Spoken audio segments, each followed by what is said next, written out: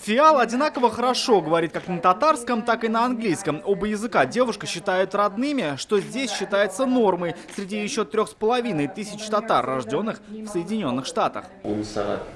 От Казани до вас лететь больше 10 часов, но здесь мы даже не чувствуем этого расстояния. Мы словно дома сидим и общаемся на родном татарском. Нью-Йорк встречает бесснежной зимой, а в самом центре тепло как дома. За одним столом руководство Татарстана и актив Ассоциации американских татар.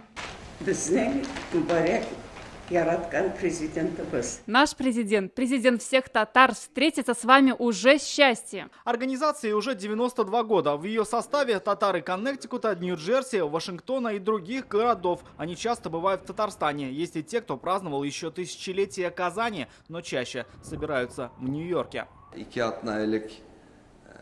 2 недели назад здесь, в Карнеги-холл, отгремел концерт «Узгарэжжиле». Прошел с ажиотажем. Спасибо за то, что благодаря инициативе президента у нас есть такая возможность показать себя миру.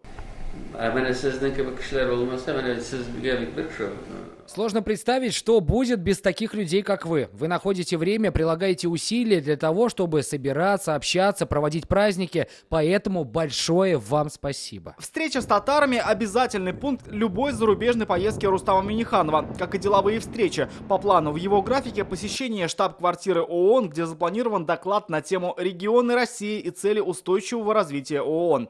Рустам Минниханов встретится с генсеком ООН Антонио Гутерришем и представителем России в ООН Василием Небензий. Сегодня же в Нью-Йорке пройдет круглый стол с участием американского бизнеса. Рамиль Шайдуллин, Марат Хусаинов, ТНВ, Нью-Йорк.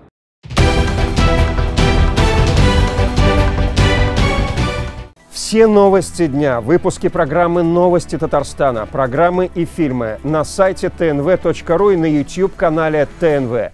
Подписывайтесь.